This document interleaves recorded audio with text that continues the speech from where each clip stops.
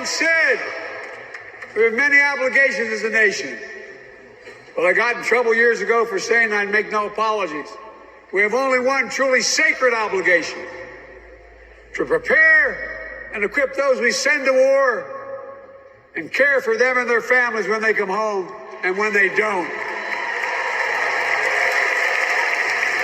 That's why I'm so proud to have written and signed the PACT Act,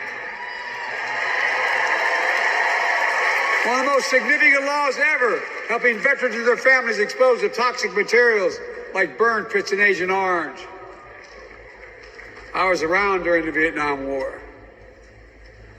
It's hard. Nobody's able to prove that there's illness as a consequence of Agent Orange.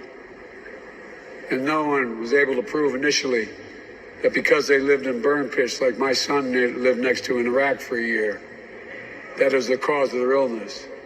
But because of the PACT Act,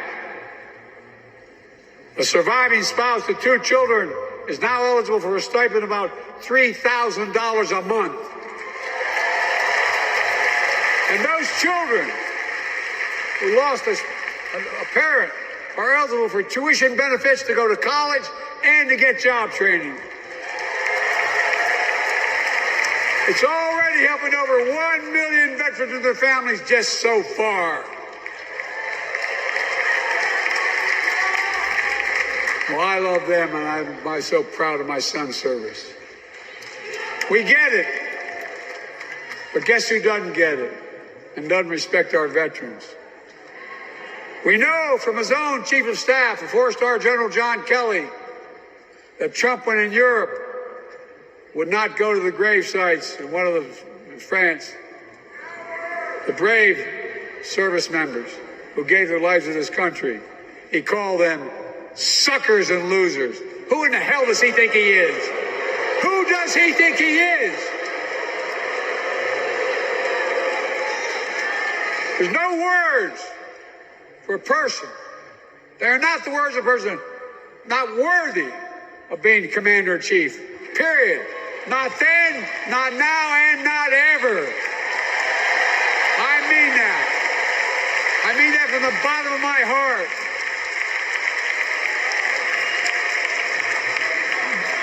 Just as no commander-in-chief should ever bow down to a dictator, the way Trump bows down to Putin.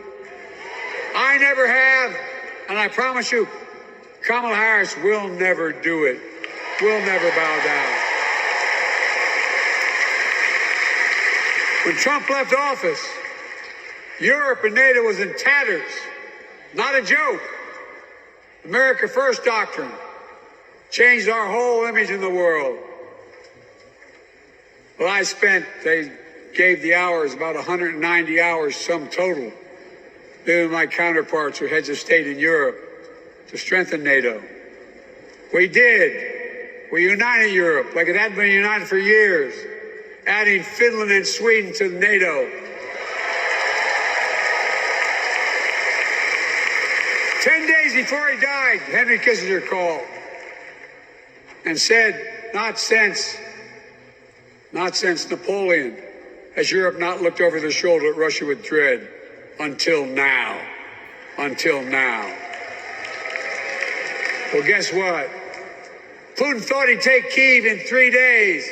3 years later, Ukraine is still free.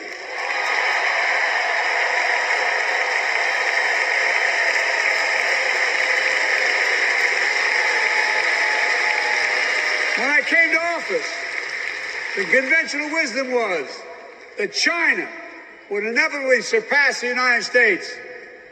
They haven't noticed. No one's saying that now.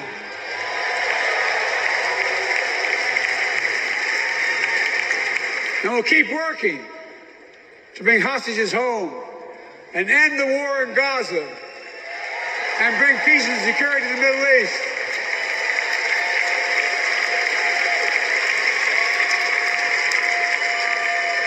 As you know, I wrote a peace treaty for Gaza. A few days ago, I put forward a proposal that brought us closer to doing that than we've done since October 7th.